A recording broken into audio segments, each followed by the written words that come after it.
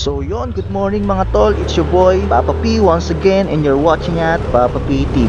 In today's video, papunta kami sa bagong campsite ni Karomi na wala pang 2 months simula nang lumipas siya galing sa dating lokasyon malapit sa Bacas River. So without further ado, stay in tune at samahan mo kami sa aming biyahe. Mga tol, hindi na natin kailangan pang lumayo para lang makapagpahinga at makapag-relax sandali. Hindi naman nabago sa atin ang magawi sa Norsagaray, Bulacan dahil halos lahat naman ng lugar nito ay napunta na natin. So from Caloocan to campsite, it's a 17 to 20 kilometer ride.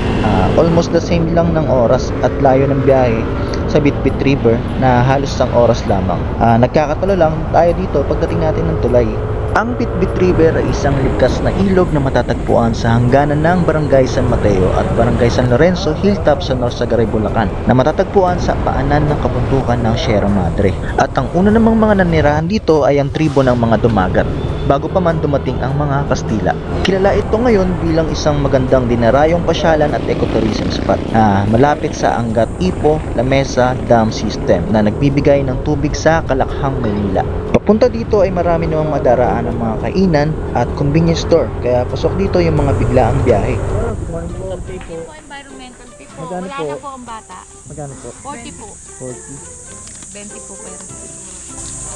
Thank you. Ingat po. At gaya nga ng mga tourist spots sa lugar ng Norsagaray, tulad ng Triple K, ay meron din ditong human barrier na naniningil na environmental fee na sana napupunta nga sa maintenance ng kalikasan. Saan ba yung campsite ni Karomi? Saan banda nun? Ano po yun eh? Diretso po kayo dun sa... Dito no? Diyan po, tapos po, natawid po kayo dun sa may tulay po na kahoy. Tapos diretso pa po kayo, dun pa po kayo sa baba, may Karomi.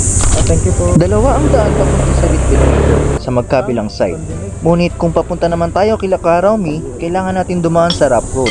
Kakaliwa tayo bago dumating ng tulay, tapos kakaliwa ulit. Hindi Karomi! Dito pala daan nun. Thank you. Pagdating po natin dito sa baba, hanggang dito lamang kakayanin ng mga motor. At dito na lang din tayo magbayad ng parking. Pwede ka na rin dito mag-stage, cottage lamang din ang babayaran. Ngunit sa parting ito ay mababaw pa ang mga tubig.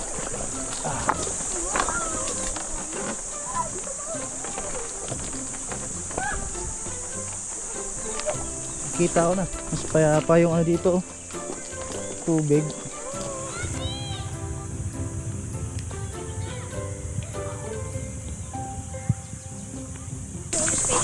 Lahat po ng cottage 500. 400. Ito po ba yung kay Karomi? Ang maganda dito sa spot ni Karomi ay may malawak at kalmadong tubig para paliguan. Ay talang sa Facebook. May malalim para sa matanda at may mababaw din para sa mga bata. At ang babayaran mo lamang dito ay ang cottage at mandatory life vest. Dahil alam naman natin na konektado ito sa dam at mainam na po ang sigurado lalo na sa mga bata.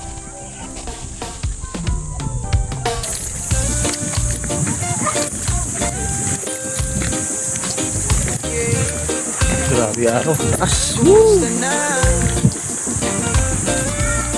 Alam ko marami rin kayo iniisip.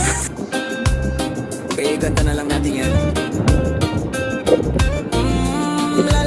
Dami kong pinagdaanan at hindi yun madali. Pero kahit na gano'n At yun, malapit na matapos itong mini vlog natin. Maraming salamat sa oras. Ngunit bago ko tuluyang tapusin to, mag-iwan ako ng konting kataga. Sobrang ikli lamang ng buhay. Pilitin natin gawin yung mga makapagpapasaya sa atin. Huwag matakot sumubok. And lastly, huwag tayong magsawang magpakumbaba at maging mabuti saan man tayo dalhin ang agos ng buhay. Sabi nga sa Lucas 14:11, sapagkat ang nagpapakataas ay binababa at ang nagpapakababa ay itinataas. Yun lang, maraming salamat ulit. See you next time.